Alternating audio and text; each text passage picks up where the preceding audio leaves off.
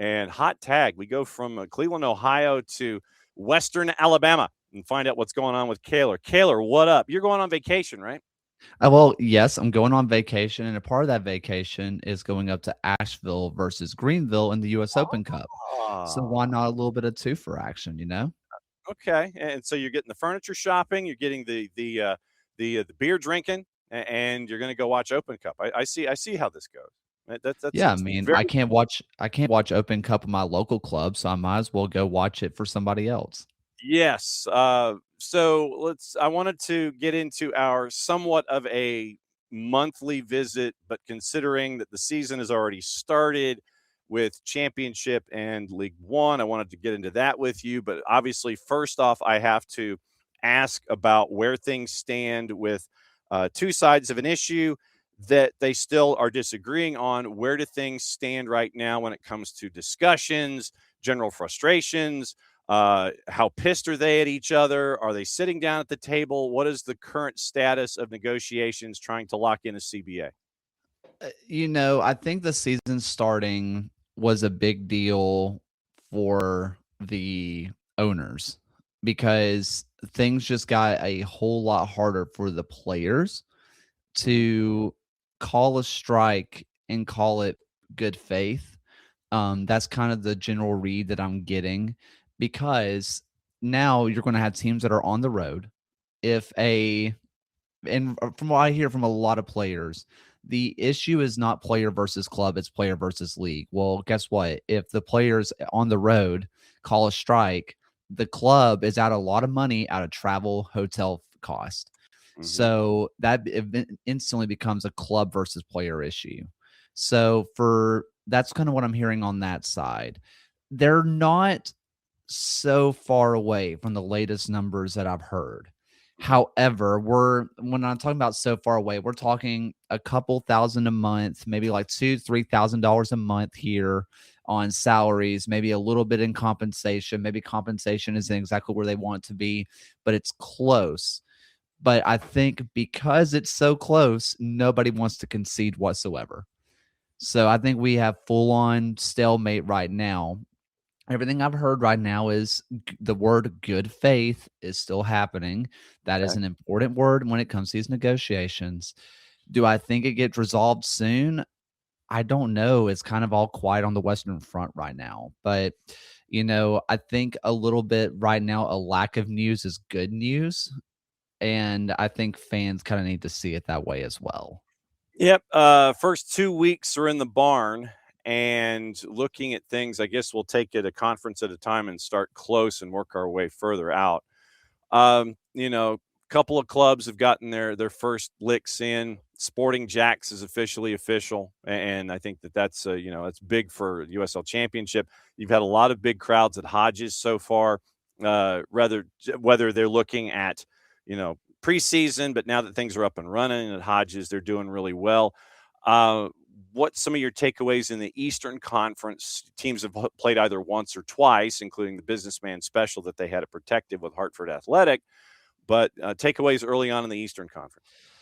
Early takeaways. I don't think there's been a bigger riser from preseason ideas of who they would be to where they actually are than Hartford for me. Yeah, I thought yeah. Hartford was a top 8 team, but I didn't think they were going to be as good as they were defensively.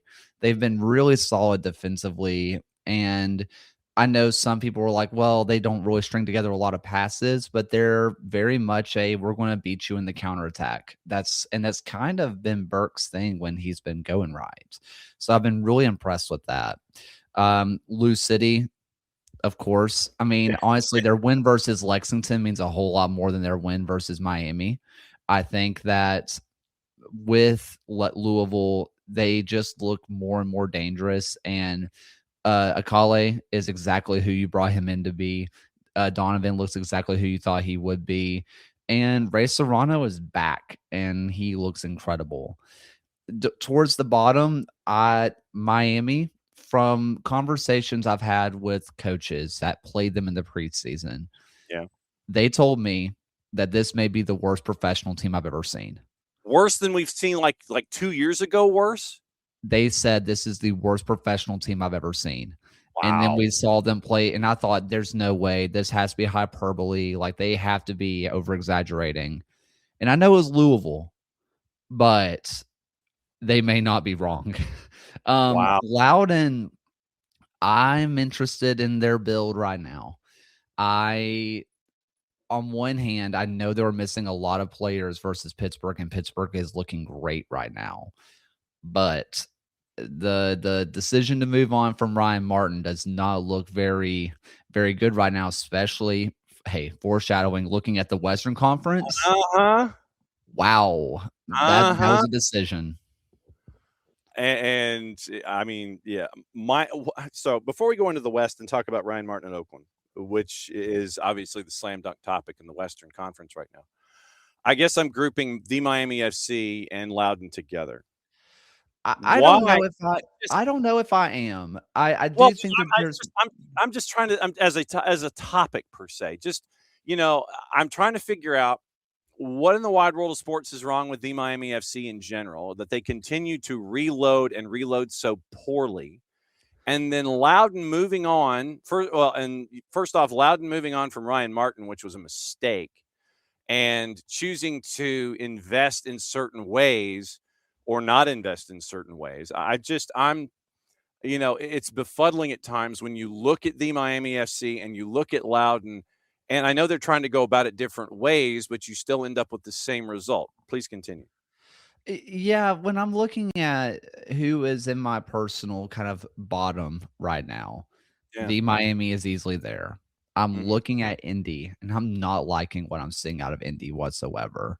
Huh. Brooklyn got a win early on, but are you going to consider the penalty 1-0 win over Indy, who I just said didn't like anything that they were doing, to be great? I mean, they get throttled by Detroit, who I still think, if you watch our version of our 90s, 50s, 10s, which is 9%, 50%, 10% chance of happening, Detroit Got had it. my 10%, which I think they have a 10% chance of hosting the USL final.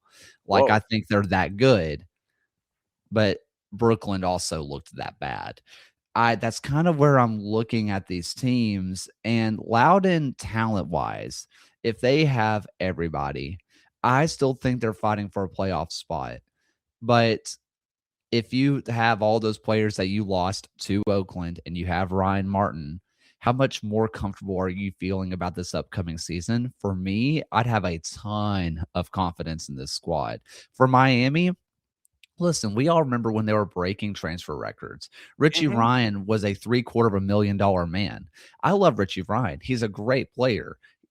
Almost $1 million of a transfer deal. I don't know. But they're not that same spending team anymore. And I Huh. think a little bit from conversations I heard, they were spending a lot of money to get the best players to miss the playoffs. Now they're spending a little bit of money on not so great of players to still miss the playoffs. I mean, I hate to call it a business decision, but as they are preparing to move to Homesdale, it's a bit of a business decision.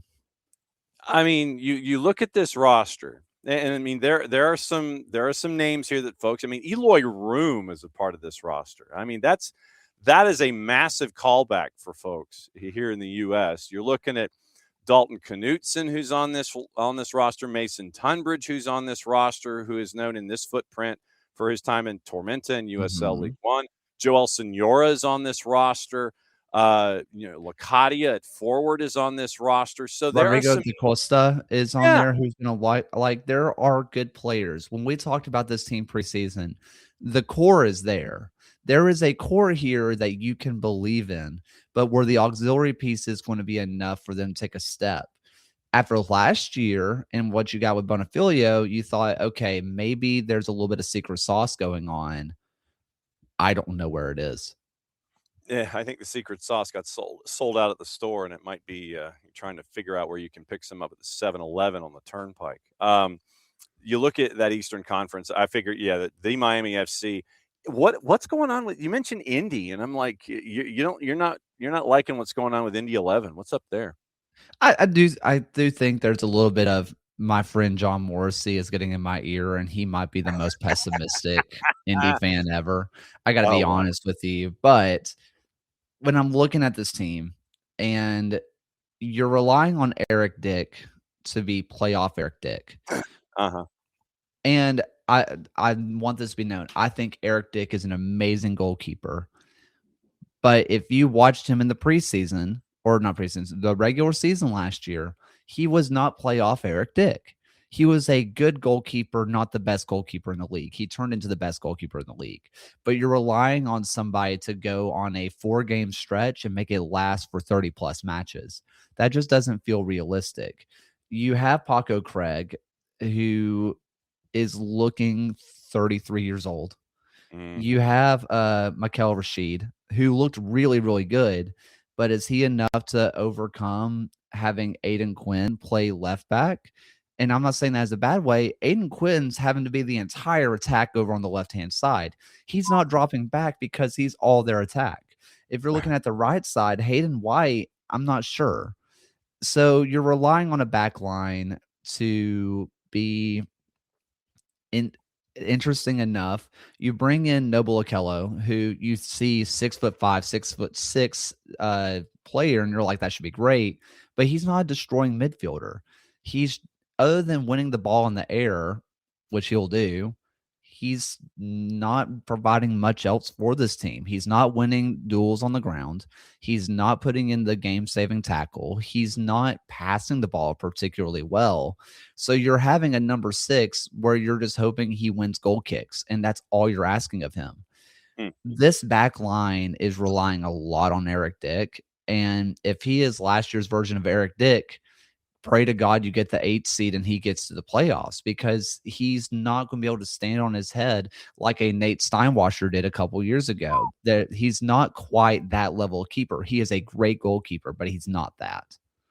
All right, you know that I have to. We can't go to the West without me asking about Birmingham. 2 matches in, 1 point. You get the draw last time out. What are your early thoughts? The goalless draw and the businessman special against Hartford. Yeah, honestly, I'm really impressed with what I'm seeing out of Jay Heaps. They look very lively. They have a lot of energy about them. I saw in preseason, I had a lot of hope for this team. My good friend John Fuller, who does the Football Forge, kind of mentioned that he thought this was the most talented team we've ever had in Birmingham. I'm not willing to go that far, but I am willing to say this is the most complete roster we've ever had in Birmingham. There aren't massive holes here. I don't see a noticeable weakness. Maybe left back is it, but that's about it. Everything else seems to complement really well. And DRBN has been an absolute revelation over on that left-hand side, displacing former U.S. Youth National Team and Liga Meki player Sebastian Salcedo, a Mhm. player that the U.S. Men's National Team really wanted over Mexico.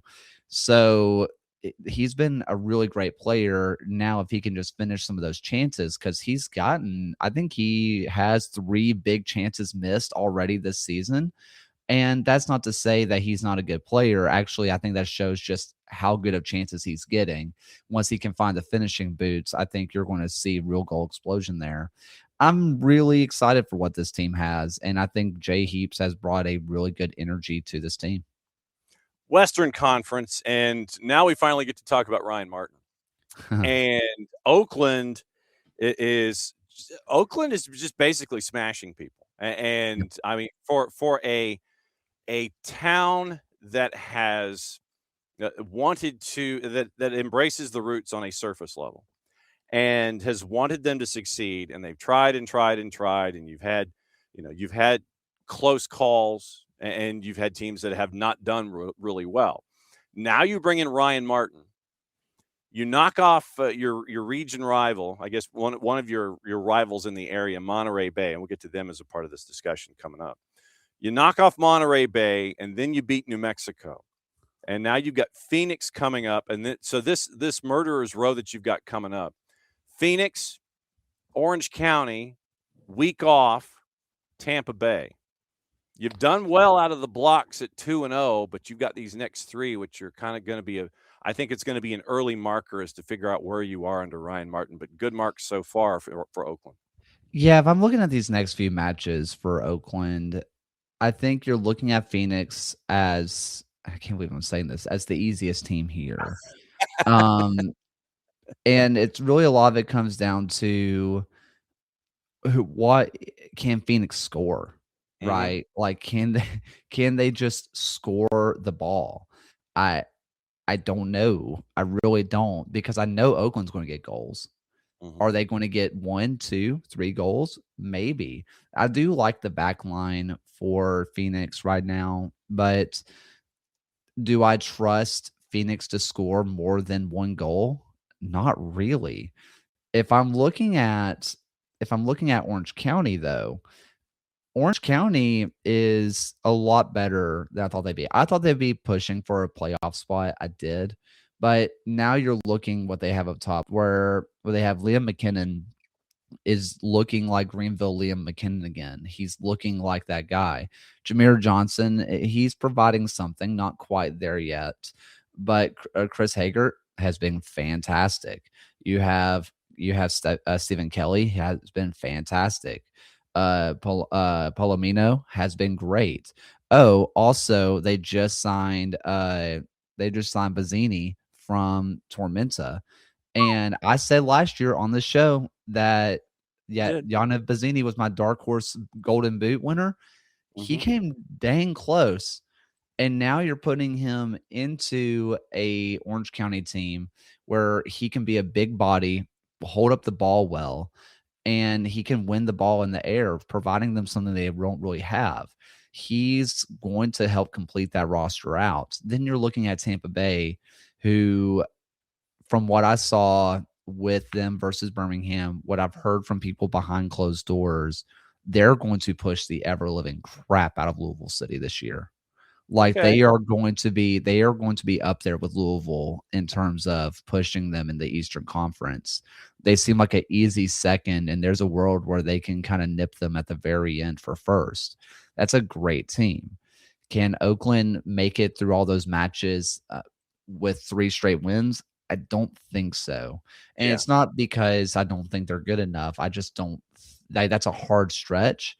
But do I see a world where Oakland walks out with 6 points, 7 points? Yeah, pretty easily. I think that this is going to be a really fun team to watch all year long. They're getting contributions everywhere. Their back line's been strong, and their wings and winning the ball in the air in the center of the park, they've been fantastic. Kaylor Hodges at the USL show at Kaylor Hodges hanging out with us as he does whether monthly or in case of issues break glass, and we try to call him in on the spring break week. El Paso, Colorado Springs, Sacramento, San Antonio. They're all 1-0-1 out of the blocks. El Paso for me, I think, is probably the early marker. You sit there and you go, oh, okay, El Paso at 1-0-1 out of the blocks. Everybody else, I'm anticipating in that group to be a part of this discussion. You talked about Orange County, Vegas, and then I think right now the West. Is it fair to say the West is kind of like upper half, lower half, where you kind of have those folks that you anticipate being a part of the discussion, short of El Paso in the upper half, and then in the lower half, you're looking at kind of you mentioned Phoenix, Vegas, and then Tulsa with what they had to do transactionally in the offseason. New Mexico stumbling at 0-1. So are we looking at 2 halves kind of in the Western Conference this year, you think?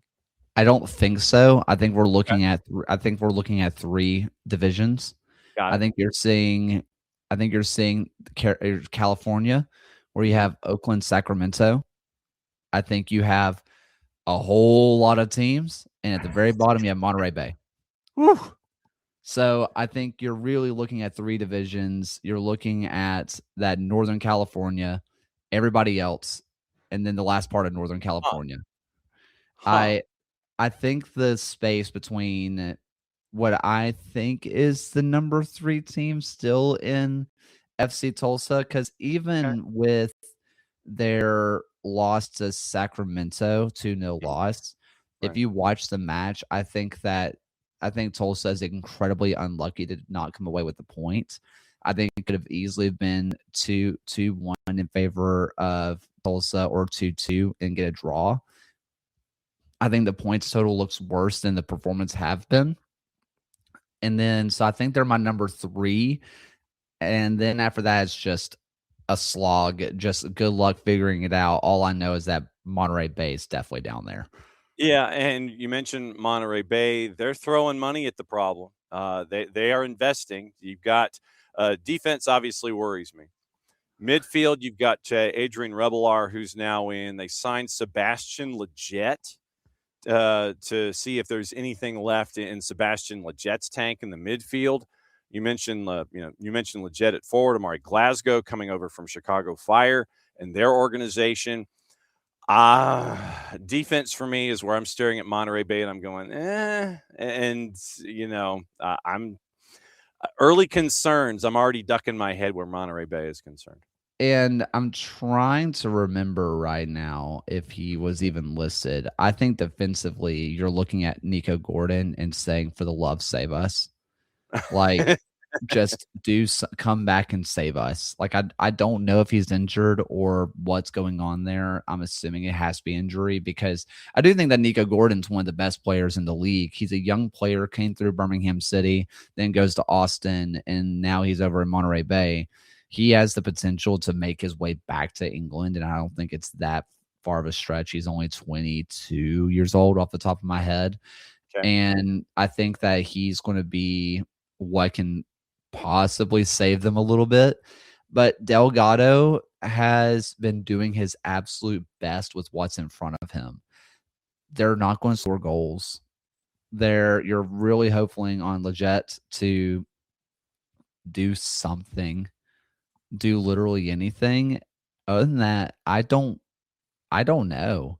I'm looking at this team with how do I say this? I think they have a lower ceiling than Miami. Okay. I think their floors are similar. I think that maybe Monterey Bay's floor is a little bit higher. I think that they're going to end up averaging out to be better than Miami. But if I could see things clicking in Miami and them end up just being slightly above Monterey Bay for a wooden spoon, but it looks pretty dire out in Monterey Bay right now. Yeesh. Before you go, since you mentioned why you were leaving, let's get into the opening matchups a little bit for U.S. Open Cup. And it's always the fun part. This is always the fun part about all of this. And the matches, obviously your match that you're hunting is tomorrow. Mm-hmm. You've got Riverhounds in Steel City. You've got Rhode Island. Rhode Island is a massive favorite against Fiolense. P-Hop. P-Hop's numbers have kind of increased a little bit. They were an even money favorite. Now they're kind of sliding into the plus zone a little bit, going up against Vermont Green. I have that one as a 90-minute draw. It's going to take a while. It's going to be a hot crowd. If you're going to watch one match tonight, early side, it's got to be that one because of what we know about Vermont Green and what we know about P-Hop. They're throwing them together. It's Maine versus Vermont, man. You can't get any deeper into battle than that. People who did not watch League Two last year and they only watched the crowds from Vermont and think that's a fun story, they were the best team. And obviously they won it all, but they went against a powerhouse in Ballard last year to win it all. They are the best team. They are single-handedly funneling players into League One and the championship right now. They were I would say close to a League One caliber team playing in League Two last year. And they're going to be going against Portland, who the more and more I look at their team, the more and more I have faith that they're going to be top two and they may not be number two this year. And that's a good squad, passionate fan base, but don't let the League Two logo make you think that they are a worse team than Portland. I think that is asinine. I think it's going to be the same thing at the match that I'm going to, Asheville versus Greenville. Yep. People are going to look at this Asheville team and say, well, Greenville should be beating them. Maybe, but also, if I remember correctly, Asheville didn't concede a single goal until the playoffs. Not a one. If you're looking for playoff soccer, which this is one and done, a team that can hunker down, defend the crap out of the ball, take you 0-0 or even get a goal themselves, 1-0, 1-1, and take you to penalties. Well, welcome to the 50-50 lottery. Like, Mm-hmm. these are teams. Vermont was another one. Defensively so solid. Their goal scorers got the love, but their defense are the heroes. You're going to be looking at these teams and saying, okay, this is where you're going to be seeing big difference. I think that Pittsburgh Steel City is going to be a fun one because, well, Pittsburgh is having its first inner city matchup since the 80s, I think was reported. Yeah. But I think that Pittsburgh is a clear favorite here, not because they're a championship team, but because they are the ones that have the defensive solidity. Steel City were able to go on and score goals. That's why they were able to make it into the Open Cup, is because they had that goal scoring prowess. But do they have a defensive solidity to beat Pittsburgh? I don't really think so. As I'm looking through this, I think that Indy 11 versus Des Moines is going to be a fun one. Mhm. Des Moines is known for having their defensive prowess as well, and they always have some fun names that come along. I haven't seen their roster yet to know what their fun names are this year. Maybe they went with their normal League Two team. Well, guess what? Their normal League Two team was also really freaking good. So I think that's another one that you could have a fun one. Looking at tomorrow, uh, someone that's a Birmingham, excuse me, a Whoop. Georgia connection for you guys. Kalajani profile. Oh, yeah, Kalanji, yeah, and Chattanooga, yeah. That is Kalanji is a good team for people who haven't watched them. Chattanooga's in a little bit of disarray at the moment. Do I think Chattanooga gets a win? I do, but Kalanji is a good team if you have not watched them in person. They are a Yeah. fun one. Kind of going through, just kind of looking really fast. The other one that I kind of want to point out here is Little Rock Rangers versus FC Tulsa. Little Rock Rangers, again, defensively solid. They've always been a good defensive team. Can they hold out versus FC Tulsa with Taylor Kaylor? No. Without Taylor Kaylor, maybe. Maybe. I wouldn't be shocked if Little Rock Rangers do it again and get yet another upset in the US Open Cup. I'm circling these good defensive teams because they're going to be the ones that are going to make these upsets. Look at Chattanooga Red Wolves last year. They Yeah. were able to take down Chattanooga FC and go on their own run where they end up playing a MLS squad Man. because they were defensively solid. They are built. Those defensive teams are built for the U.S. Open Cup because they can hold out for nil-nils, and you're going to be frustrated. And that all they got to do is get to the lottery, and they have just as good of a chance as you do. Okay, so opening round, it looks like if Des Moines gets through opening round, then you might get more fun names. In net, Rami Atia and Jamie Berry. Defensively, Andrew Check, Joseph Joshua De Bruin, Eric Legou, Joe McDade, along with his brother Jack, Eben McIntyre, Andrew Schaefer, Bryce Swinehart on defense. Midfield, Ian Campbell, Alcides Diaz, Theo Drennan, Cade Hagan. We mentioned Jack McDade and Josh Saavedra. At forward, it is Leroy Inzagusi, Evan Howard, and Stefan Morera. So it is a fairly normal sounding roster for at least the opening round. And I'm guessing if they get through, then they start having home games, then you might get your fun names for Des Moines Menace. You need to leave so you can go to that match. If not, go watch other matches along the way. What's going on with the USL show? Show tonight. So we're going to be going live, talking about all the latest news around the league, and then tomorrow, I'll be out Greenville versus Asheville filming, and so hopefully we'll get a little on the road video. So that will be a ton of fun. And if people want to try to keep up in different ways, we've started a new top 5 series where we take the top 5 moments from around the USL and we put them into a nice little digestible 1 to 2 minute video. It can be goals, it can be saves, it can be the wind was blowing really hard in Colorado Springs and it was funny. So whatever we deem as a top 5 moments, it's already there for you. So check out the YouTube channel, check out all the socials, and we have those top 5 moments for you. Very cool as always, my friend. Safe travels. Have fun. We'll be watching on all the socials for everything going up there for that matchup. That's going to be a fun one. Asheville City and Greenville Triumph. Have fun, my friend. We'll see you soon. See you soon. Thank you. There he goes, Kaylor Hodges. He's going to pack up and hit the road. He's going to be, let's see. So from here to Asheville, it is maybe 4. And so from here to Birmingham is 2.5. So you're looking at probably 8 hours of driving, maybe, if you include stops and meals and bathroom breaks and things like that, going from the Casa de Kaylor heading up to McCormick Field at the University of North Carolina, Asheville. We didn't get into USL League One, but just kind of quickly as to what's going on in USL League One out of the blocks. It is, once again, you've got Greenville acquiring Marcus Muir on loan from Lexington, and you have the broadcast schedule that has been unveiled by Paramount Plus.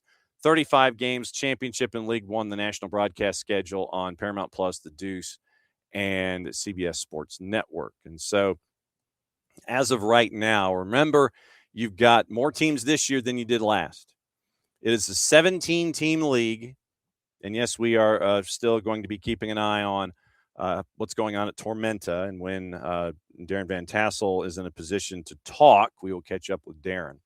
But this literally, you've got match week 1s and 2s. Naples has 4 points in their first 2 matches. Portland, Red Wolves, Ford Madison, Spokane, and AC Boise have all won their first matches out of the blocks. Knoxville is 1-1. Bill Hamid, by the way, is the keeper coach in Corpus Christi for Emon Zayed. AV Alta, Richmond Kickers, Charlotte Independence, Westchester, Sarasota Paradise, and Fort Wayne. They have 1 point in their first 2 matches.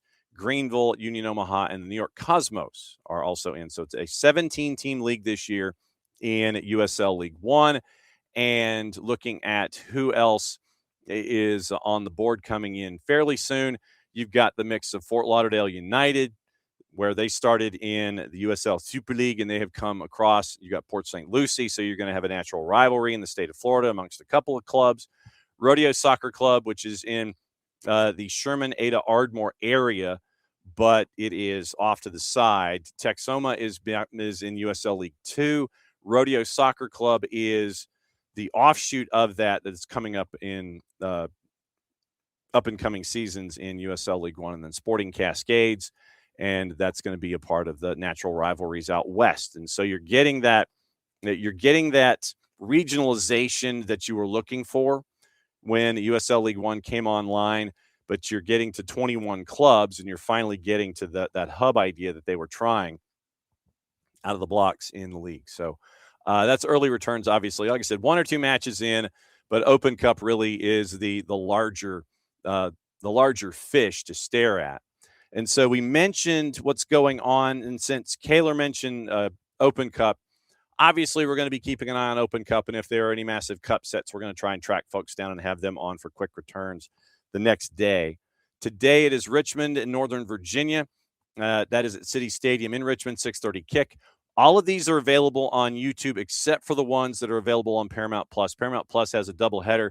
CBS Sports Network smartly is broadcasting Vermont Green and P-Hop at 7 o'clock from Burlington, Vermont. So CBS Sports Network has that one. Golasso has Indy 11 and Des Moines Menace at 8. So they're going to have 2 matches going on tonight. Rhode Island and Firenze is at 7 o'clock at Centerville Bank in Pawtucket. Riverhounds and Steel City at Highmark. Kaylor talked about that one. Detroit City, Michigan Rangers at Legacy Center in Brighton, Michigan. Westchester and Loudon is in Wayne, Pennsylvania. Switchbacks and Azteca is at Widener Field in beautiful downtown Colorado Springs, Colorado. Indy 11, Des Moines Menace, 8 o'clock in Westfield, Indiana at the Grand Park Events Center. And Phoenix and San Ramon from the League of Clubs. Hang out with 5 irons and 7 irons and stuff. So that is tonight.